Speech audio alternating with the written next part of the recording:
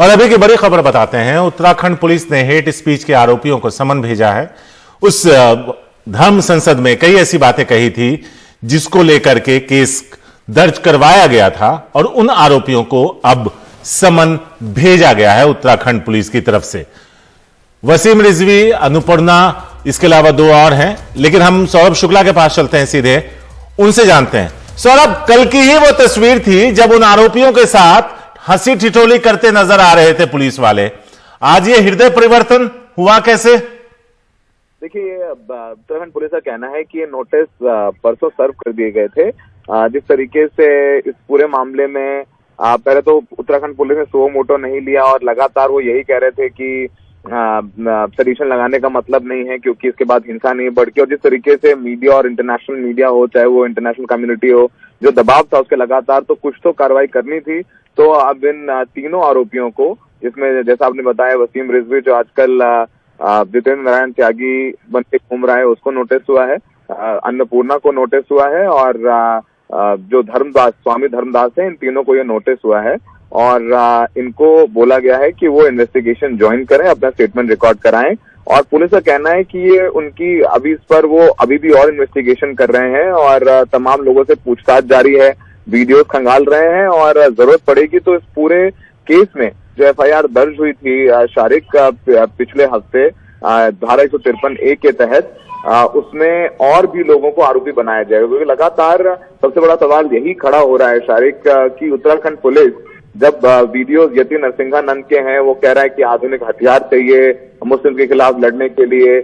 वहीं पर जो प्रबोधानंद है वो कह रहा है कि म्यांमार की तरह यहाँ पर भी पूरी एथनिक क्लिंजिंग होनी चाहिए, युद्ध छेड़ा जाना चाहिए मुसलमानों के खिलाफ, हमारे संविधान को ये लोग गाली दे रहे हैं। तो उसको लेकर के अभी भी जो आयोजक थे और दूसरे भड़काऊ बयान देने वाले थे, उन पर अभी तक कोई भी कार्रवाई नहीं हुई है। उनको एफआईआर में नहीं शामिल किया गया है, उनका मुकदमा शामिल नहीं किया गया, पूछताछ के लिए नहीं बुलाया गया। तो ये भी तमाम सवाल खड़े हो रहे हैं। तो उत्तराखंड पुलिस ने फिलहाल जांच में नोटिस ज्वाइन करना, पूछताछ के लिए नोटिस दे दिया है, स्टेटमेंट रिकॉर्ड करेंगे। और उत्तराखंड पुलिस का कहना है कि अगर जरूरत पड़ेगी तो आगे और लोगों को इस एफआईआर में आरोपी बनाया जाएगा। सौरभ, आपको भी बात मालूम होगी कि सुप्रीम कोर्ट में करीब 70 से ज्यादा वकीलों ने सीजीआई को एक चिट्ठी भी लिखी थी और कहा था कि एक तरीके से समाज को तोड़ने और बर्बाद करने जैसा कृत्य किया गया है, सुमोटो लेना चाहिए। क्या उसका भी दबाव रहा होगा पुलिस पर?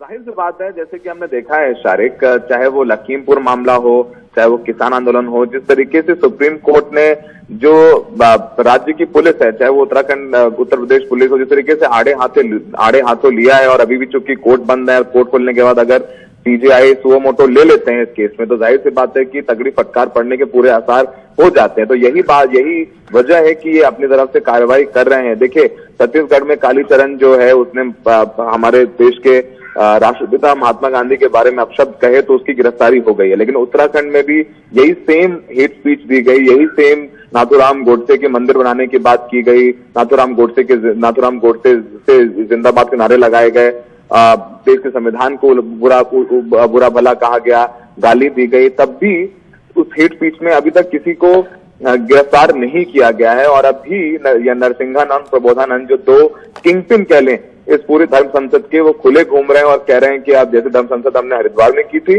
वैसे हम धर्म संसद पूरे देश में आयोजित करेंगे जब तक जो है देश से एक विशेष धर्म के लोगों को खत्म नहीं कर देते। तो खुलेआम ये कहते हुए घूम रहे हैं और आगे धर्म संसद करने की बात कर रहे हैं, क्योंकि साफ तौर पर इनको लगता है कि चूंकि उत्तराखंड में बीजेपी की सरकार है और हमें पता है कि प्रबोधानंद की एक तस्वीर है जिसमें पुष्कर धामी प्रबोधानंद के पैर छू रहे हैं, तो उनके मजबूत पॉलिटिकल कनेक्शन है, तो इनको ये लगता है कि इनके खिलाफ कार्रवाई नहीं हो सकती।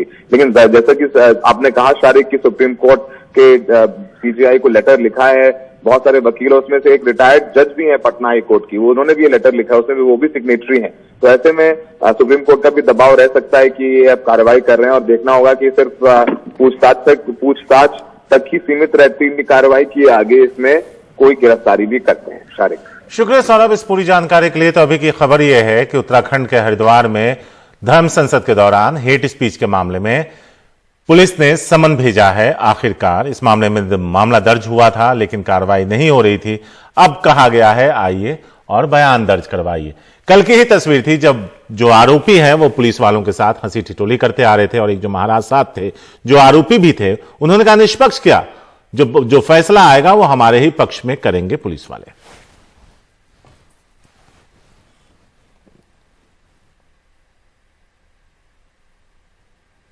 तो यहां आपको बता दें कि उत्तराखंड पुलिस ने हेट स्पीच के आरोपियों को समन किया है। इस मामले पर 76 वकीलों ने सीजीआई जो सुप्रीम कोर्ट के चीफ जस्टिस है उन्हें भी चिट्ठी लिखकर कहा था कि इसका संज्ञान आप खुद लें।